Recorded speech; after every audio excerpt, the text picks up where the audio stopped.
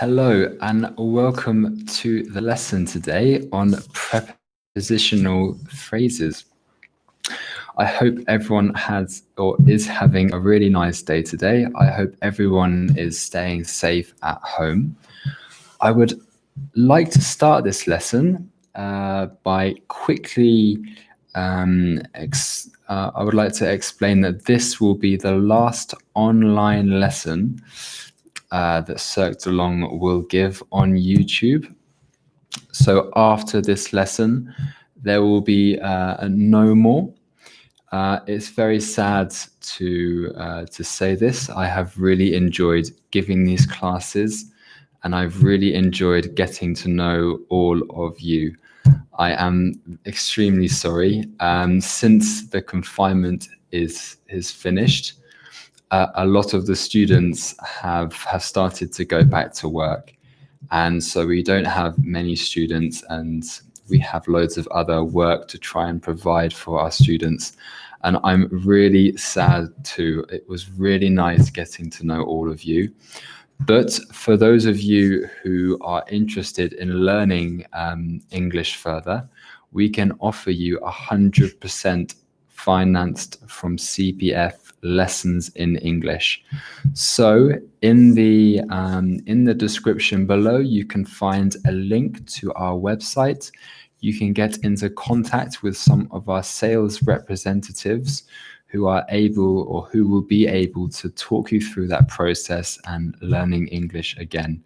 So I am very sorry, but this is our last lesson today, our last YouTube live lesson. It's the 50th.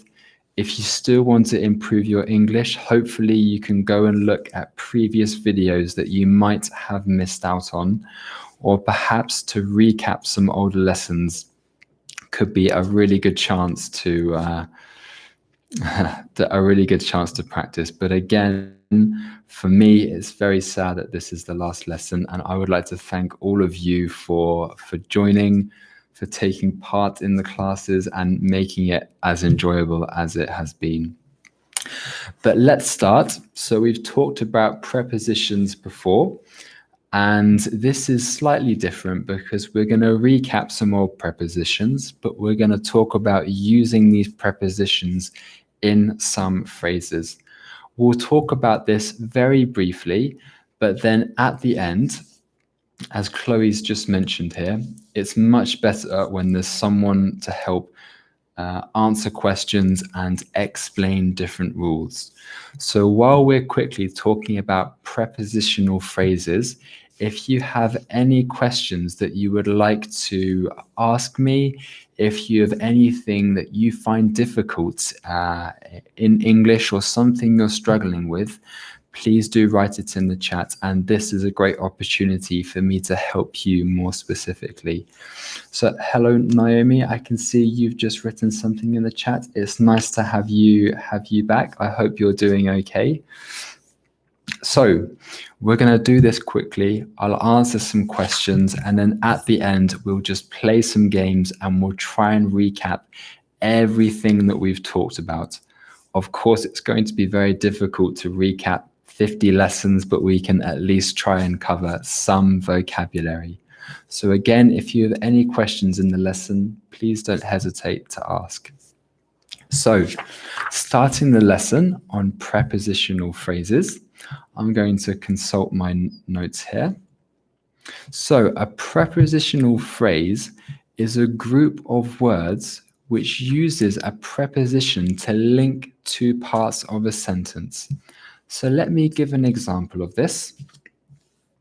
A prepositional phrase can function as an adjective to help describe a subject and start a second clause of a sentence. So for example, the child with the hat is John. So here we're using the preposition with the hat, this group of words here, including the preposition with, to describe a child. We're talking about the child and what he looks like. We're using this short phrase to make it obvious who we're talking about. Okay, another example of this. is the office in the corner is ours. So again, we're using a preposition in a very short phrase to help describe the location, to describe and give more details about a noun. In this example, an office. So here we're describing the location of this office in the corner. So the preposition here is in. And when we talk about things being in something, we think of maybe a box or a pocket or something with space inside. If something is in, it means that it's in the container, it's inside. We can also use it in this example where we're talking about the prepositional phrase in the corner, again to describe a location. So I hope that's clear. I hope it's a nice example to see how other prepositions work.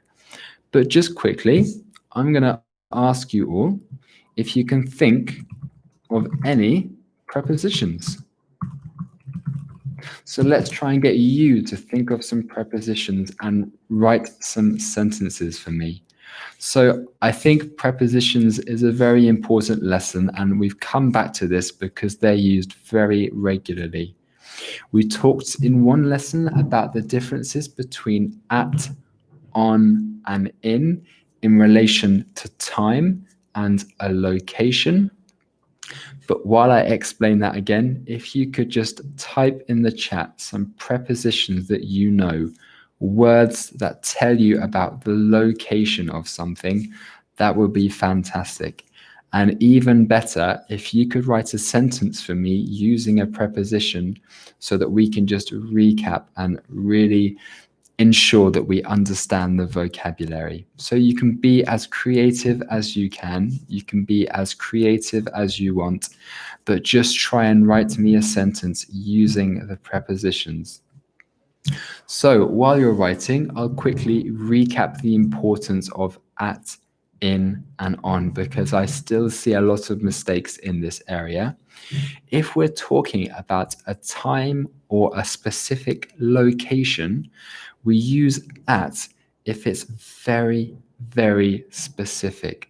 So for example, if we're talking about a lesson when it starts, or a location of a building, the exact location of a building, okay, we can use the preposition at. So for example, if I want to explain when these lessons will start, I will say this lesson starts at 3 p.m. or this lesson starts at 10 past 3. It's a very specific time. And I could say, we will have a lesson at 53 Avenue de Montparnasse. Okay, so I'm talking about very specific times and locations. Before I start talking about in and on, let's have a look at some of your sentences. So fantastic, Naomi. I'm working in France. So that's a really, probably the most common preposition. And we use in for times and locations that are very, very general. For example, France is a very big country. If I said, let's meet in France to a friend, they wouldn't know where to go because it's such a vast area. It's such a general preposition to use. If I wanted to meet up with a friend, I would use the preposition at. Let's meet at 35 Boulevard de Tour Eiffel.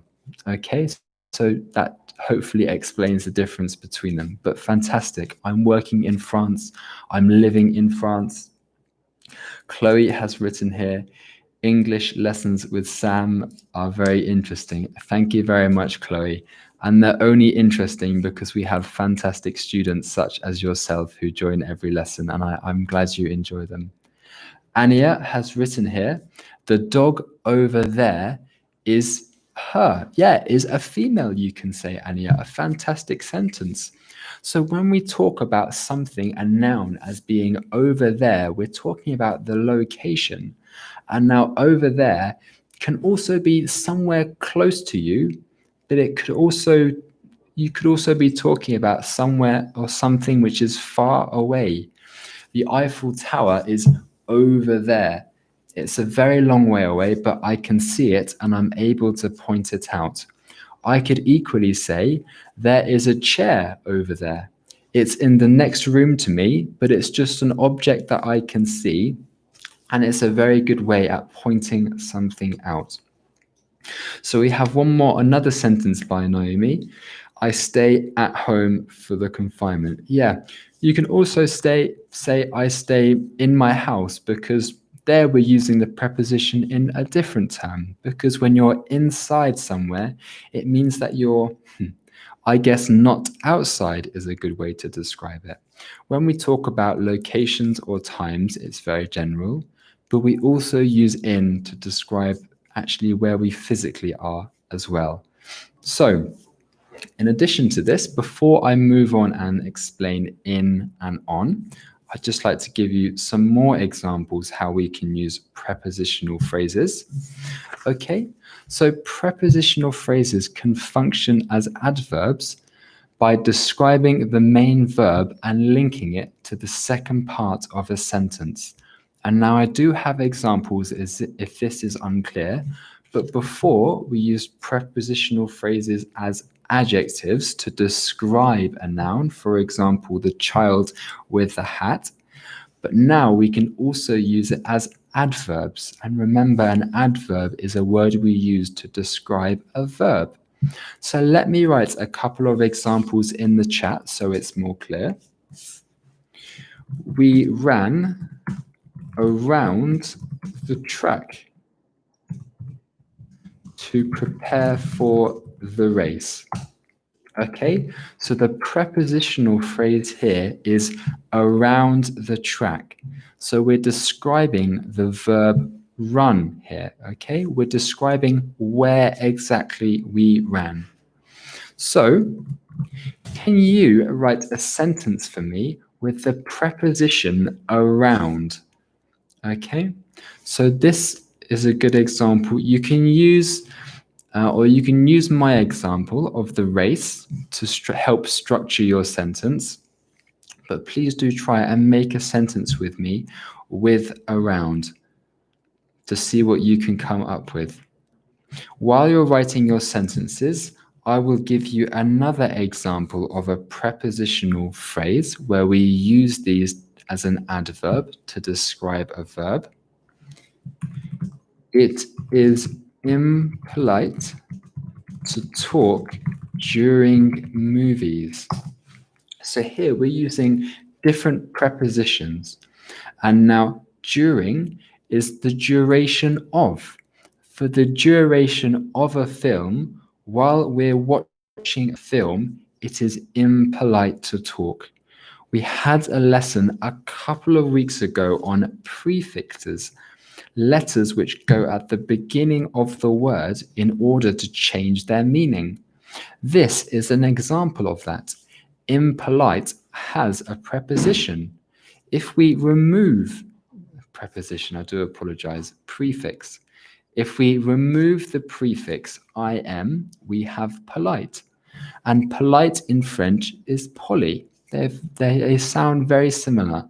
When we add the im, it changes the meaning completely. It's the opposite meaning of polite. Okay, so let's have a look at some suggestions in the chat. Ania has written here, look around and you will see it. Fantastic. So again, you're talking about the verb to look. Okay, so that's the action of seeing something. But when we talk about look, it's more specific. We're looking at something or we're looking for something. So when you look around, it means you're looking in a general area. For example, if I want to go to the Eiffel Tower and I am lost, I can look around for a sign, or I could look around for the top of the Eiffel Tower. An excellent example, Anya. Thank you very much for that. Naomi has written here, I would like to travel around the world. That's fantastic, Naomi, and I completely agree. I think traveling is an amazing experience, and it's really nice to see different cultures. And again, it's a great example because you're describing the verb travel, voyager in French. When you talk about traveling around the world, it essentially means you want to travel to different countries, to different cities all over the world. A fantastic example. We have, I travel around the castle. Yeah, you can travel in different rooms of a building. That's a fantastic example, Aline. And Afaf, you've written beat around the bush. That's a very common expression in English. And yeah, this is more of an expression, I would say, Afaf, but it's a fantastic example. So when we say to beat around the bush, it's an expression to say we avoid the question. So for example, if one of you asked me a question, if you said, what does between mean? And I didn't answer the question, but I talked about prepositions and I talked about the spelling, maybe I don't know the answer to the question. So I could say, you could say that I am beating around the bush. I'm avoiding the question. So that's what that expression means. If it's unclear, please do write in the chat and I'll be more than happy to help out. So we have two examples of using prepositions as an adjective when we're describing a noun or a thing or a person. So for example here, the child with the hat is John. So we're describing the child. The office in the corner is ours. We're talking about the office there. And then we've also described the prepositions for verbs. We ran around the track to prepare for the race. We're talking about the verb to run. And then the second example was, it is impolite to talk during movies. So we're talking about the verb talk, and during is for the duration of something. So you're all writing really interesting examples. So I'm going to ask you to write one more for me. In that last example, I used the preposition during. Could you please write me a sentence with the preposition during? So this is quite difficult, and some students sometimes ask me what the definition of this preposition is. But if you're unsure or you're not 100%, perhaps just try and learn something new. Perhaps just try and make a sentence for me. So you can use my example as a reference too, if you like. I'll give you a couple more seconds. If not, I'm happy to give you another example of this word. Okay, fantastic, Afaf. Thank you very much for your contribution. Afaf has written here, I drink tea during the lesson. That's very English of you, Afaf. I hope you enjoy the tea. It's very relaxing, and I also enjoy tea too. Chloe has written here, I like to listen to music during a travel. Yeah, that's a really good example, Chloe. Maybe it's your Korean music that you're listening to. When we're talking about listening to music during a travel is normally a verb we use to describe going on holiday or traveling around the world. It is very general. So if we use during, it's while doing another action, more specific perhaps. So you could say, I like to listen to music during the TV show, or I listen to music during the washing up. I listen to music during the Olympics, and an example like that. So normally something a little more specific afterwards, but a really nice example. Ania has written here, I was very busy during my studies. Yeah, fantastic. So you're talking about the period when you were studying, when you were reading, you had many other things to do. Okay, and Naomi has written a really good example as well. So please do read through each other's sentences, as they all have They're all written correctly, and they're really good examples of the preposition during. So that's primarily what I wanted to quickly discuss today. But as I mentioned at the beginning of the lesson, I think we have had some new students joining. This, unfortunately, is the last online lesson that we're going to give. And I did mention at the beginning that if you had any questions or anything you were unsure about, if you wanted to ask me something, I'm more than happy to help out. So perhaps for the next 5 minutes, before we do some fun games and we just try some other exercises, if you had any questions that you wanted to ask me, I'm more than happy to answer. So in case you do have a question, while you are writing, I would just like to quickly say again that if you are interested in improving your English with us, if you read the description below, you will find the details of our sales representatives who can help explain the process of joining our company and hopefully improving your English further. But unfortunately, this is the last online lesson that we're going to do. But do you have any questions for me? If not, we can go and do some exercises about all the vocabulary and all the grammar that we've been learning. I'll wait 5 more seconds, 10 more seconds. If there's no questions, we can just recap some things that we've learned in a fun way. Okay, so if you do have a question, you can write it at any time you like. And what I want to do now is just have more of a conversation with you all to finish off on a really positive and fun note. So what I'm going to do, we've played this game before. In England, it's called categories, but in French, it's called baccalaureate, I think. I need to check that, but I believe it's baccalaureate. And it's where I give you a letter, and then I give you a topic. And you have to think of a word that matches the topic, that matches the category, but it has to begin with that letter, okay? So before we start, I see a question in the chat, which I'd like to answer. So fantastic. Thank you, Chloe, for that. So your question is, why do we say, for example, I'm about to eat? It's a very good question, Chloe. And if I can explain perhaps an example of when we would say this, it could answer your question. So if someone ever says to you, I'm about to eat, or I'm about to do this, when you start your sentence with I am about to, it normally is followed by a verb. The example you've used here is eat. It could change to walk to work, I'm about to go swimming. When we say I'm about to, it means I'm just about to do this activity. I am going to start very soon doing this. So when people say I'm about to eat, it means they're just going to start eating now. It's their next action in their day. So it's the following action that they are going to do. As I mentioned, we can change the verb here. If someone says to you, I'm about to walk to work, it means that they are leaving their home and the next action that they are going to do is walk to work.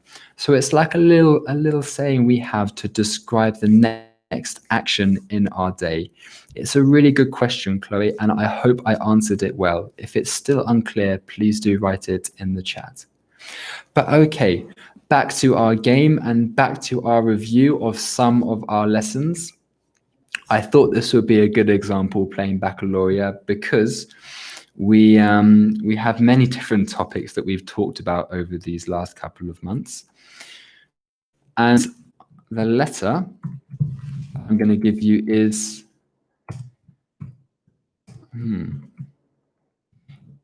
T. And the topic is home.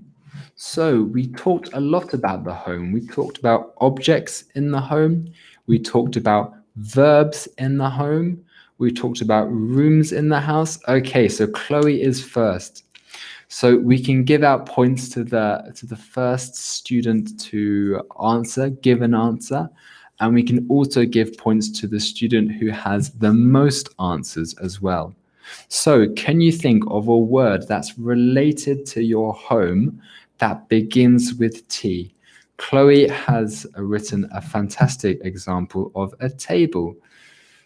I'm going to play the game too, and I think it's important that we all have fun, so I'm going to play it as well. Okay, I'm going to write down telephone. I think telephones, we all have a telephone in our house. A TV, fantastic, Afaf. I can't believe I didn't remember that. A towel, fantastic. Television, we also have it's a difficult letter, isn't it, T? I can't think of anything now. Okay, I'll give you a couple more seconds to think of some examples. Okay, we can move on. Yeah, you can talk to your family. There's a toilet. There are so many examples. I think I've talked so much about different topics. I can't think of any vocabulary, but you've all done better than me here. Fantastic. Okay, so we have tea and home. I think Chloe was the first student to answer, and she gave 2 answers, which was fantastic. So I think Chloe, you win that first round. Now the next round, we're going to use the letter N, and we're going to talk about body parts. So this is very hard. I can think of some to give you a clue, but I'll just wait to see if you know any parts of the body beginning with N. So Aline, I'm going to give that to you because I think I always make errors when typing on my French keyboard. I believe you went to type in nose. So I think Aline, you were first there. And nose is a popular body part. Fantastic, Afaf. Nail, of course, we have nails on our fingers and our toes. What's this called? There's one more I can think of. What's this called here? This part of our body. Does anyone know? Fantastic, Afaf. So when it's cold in the winter, we normally wear a scarf, and we wear a scarf around our neck. Fantastic, Afaf. Well done. So really good. If I have a look at the answers there, I think Chloe's given 2 again, and Afaf has given 2 as well. And you've written knee at there, Afaf. It sounds like an N, but I think it's I think with the K it begins. It doesn't begin with an N, but a nice try, Afaf. And I am a little cold, Felix. Yes, I thought the weather in France was better, but it seems to be the same as in England. So I've learnt my lesson. Tomorrow I'm going to wear something a lot warmer. So the next category will make this easier, okay? So everyone can contribute. We're going to use the letter S, and the topic is a verb. So hopefully you should know loads of verbs beginning with S. And I will give you extra points if you can think of a sentence with the verb beginning with S. So fantastic, Ania. You were the first person to write down the verb swim. But let's have a look at some other verbs because there are loads. Aline has written see. Chloe's written sing. To say, well done, Nana. To snow. Yeah, to sit, fantastic. To search for an apartment. That's what I'm doing right now, Felix. Okay, so a really good suggestion, Felix. Afaf has written sell, of course, vendre in French. To show, to mont, a fantastic example. Okay, are there any more? I'll give you a couple of seconds to finish. Any more verbs with S? You can shout, you can scream. There are loads, but it's difficult to think of them on the spot. Yeah, steal, I think, is a really good example. And I think that is a really good way to finish the lesson. So I guess this is the end. We might decide to do these online lessons again, but just to recap, this is the last lesson that we're going to do online. So tomorrow, unfortunately, there will not be a YouTube live. I would like to thank everyone for joining the lessons and for taking part. I hope that you all work on your English and you all improve a lot in the future. I would love to meet you all one day, and all the best. Thank you for joining, and I hope you have a really nice day. Thank you again, and yes, all the best. And if you would like to learn more about our company, please read the description below, as there are a lot of details to our company, and you can get 100% lessons financed by CPF. Thank you for everything, guys. I wish you all the best. Have a lovely month, year, everything. All right. Thanks again, everyone. Goodbye.